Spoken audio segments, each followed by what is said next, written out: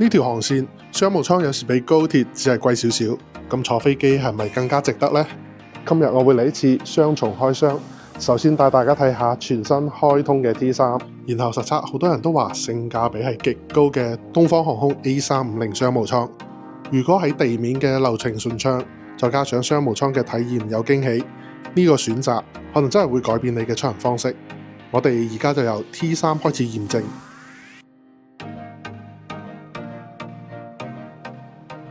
呢個新嘅 T3 正中間咧係有一個嗰啲庭園仔，兩邊都係有啲樹嘅。第一感覺就採光好充足，空間感都比想象中大。流線型嘅設計就係好清晰嘅。對於商務旅客嚟講，航站樓唔一定要好浮誇，最重要就係有效率同埋舒適感。白雲機場呢個新嘅 T3 有一個特色，就有一個睇飛機起降嘅觀景台。如果你係當日有航班嘅話咧，係唔使預約，提前嚟就可以上去嘅。不過講到由廣州去上海，肯定會有人問點解唔坐高鐵？高鐵嘅價格大概係800幾到900蚊左右，咁東航嘅商務艙其實都只係1000出頭，差價就唔算話好大，甚至可以揀到 A350 呢種大型客機。坐飛機除咗時間充裕啲，亦都可以累積埋里程。如果價格已經拉得咁近，問題就唔係邊樣平啲，而係你想要邊一種體驗。嚟到咗東航喺 T3 嘅全新貴賓室，弧形嘅走廊設計，加上米白色調同埋玻璃夾板，空間又被分隔成一個個小包廂咁，感覺上都幾溫暖。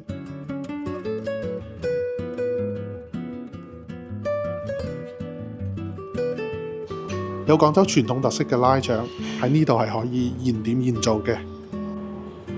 呢個腸粉味道拍得住外邊飲茶嗰啲，再飲杯咖啡，望住跑道景色，成個節奏自然慢咗落嚟。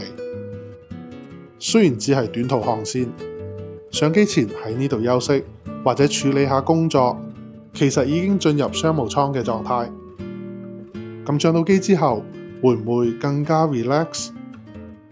好，10排 L 裡面靠近踏入機艙嘅第一感覺就真係幾有國際長途線嘅味道，成個色調同頭先嘅貴賓室好一致，再加埋每個位有獨立趟門，第一眼就已經係一個好完整嘅商務艙產品。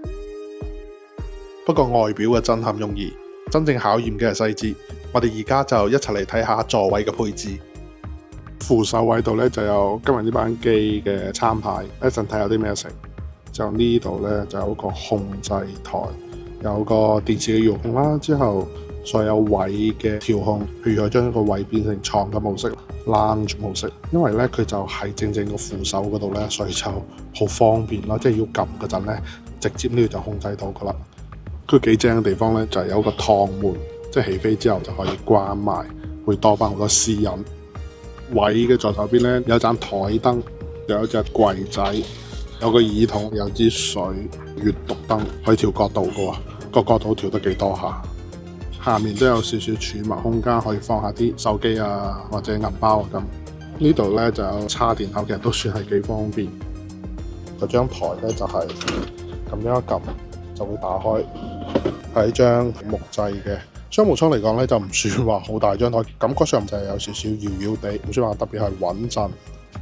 我們今天飛行時間的話是1個小時45分鐘，然後我們今天配的早餐是分了中式跟西式，中式的話是紅燒牛腩麵，然後西式的話是意式蘑菇烤蛋配培根雞薯餃，您看你喜歡哪一種啊？中式就可以。中式對嗎？好呀。對對。那如果您睡着的話，我要這邊叫醒您用餐嗎？可以可以。哎，好。睇下佢有啲咩戲睇先，電影。新嗰啲咧好多都係西片嚟嘅，國際影片，即係亞洲影片係寫住15頁，不過係撈唔到任何亞洲影片嘅，即係冇嗰啲日韓嘅戲睇。華語影片就多啲，有19頁。電視咧其實離乘客好近嘅，唔算話好大，不過咧就都幾方便。係 touch screen，不過就唔算話好靈活。放腳位唔係平嘅喎，有啲斜斜地，放腳係方便嘅。不過呢就好似空間會細啲咯。呢度呢基本上係放唔到啲私人行李咁滯嘅。老實講，以呢種價錢做到呢種產品嘅配置，其實唔難理解點解大家話中國嘅市場競爭咁激烈、咁內卷。但係對於乘客嚟講，呢種升級其實都係一種好事。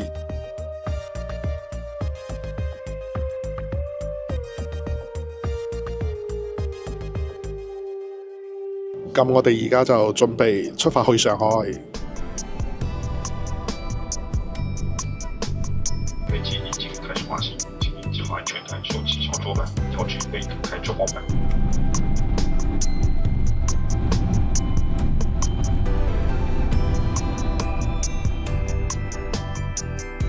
睇完座位，唔知大家有冇留意到個餐牌其實幾有誠意，選擇唔算少，仲配埋圖片。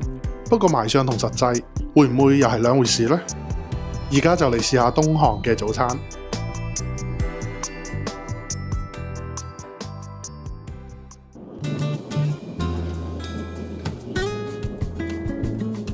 我嗌咗個中式紅燒牛肉麵，睇落好正，聞落去都好香。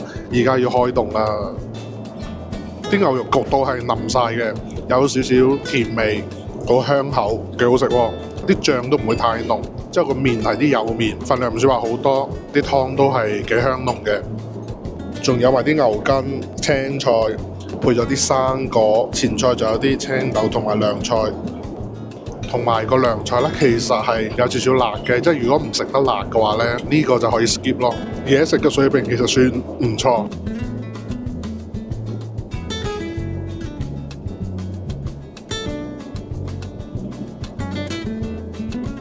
呢個位調成 lounge 模式之後呢，好窄咯，因為我膝頭係直情頂到前面嗰部電視嘅。你腳呢可以咁樣放，會多翻少少位。如果想動起個腳呢，就真係頂住咗，冇晒位啊！張床係夠長，不過就唔算話好闊落。唔知點解佢空間其實係好夠，但係成個設計呢，就俾人一種逼狹少少嘅感覺。關翻房門之後呢，就感覺上多咗好多私人嘅空間啦。不過其實佢個房門呢個高度同張凳係一樣，如果有人喺走道度行過呢，係睇得好清楚嘅。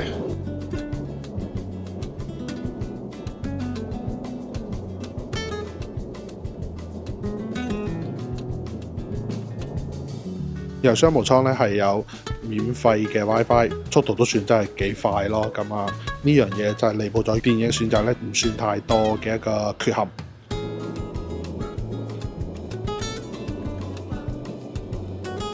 呢個就係呢部機中間嗰個洗手間，都算係幾闊啦，空間 OK 嘅。個水咧係感應式嘅，都算係幾乾淨。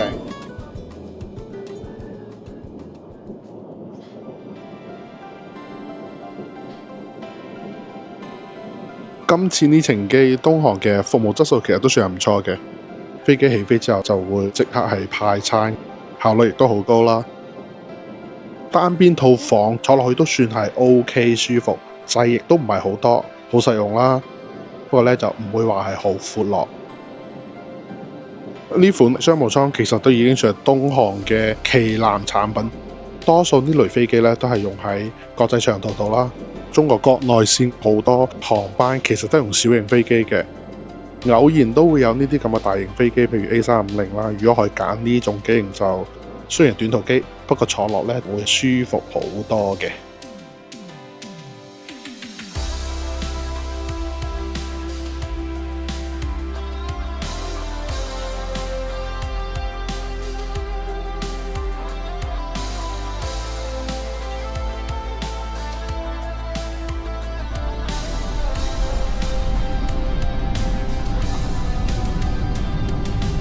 Ladies and gentlemen, welcome to Shanghai Pudong International Airport.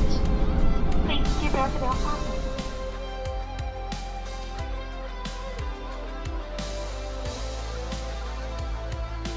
啱順利到達咗上海，希望大家喜歡今程嘅東航 A350商務艙影片，記得點讚、留言同埋訂閱。我哋下次再見，拜拜。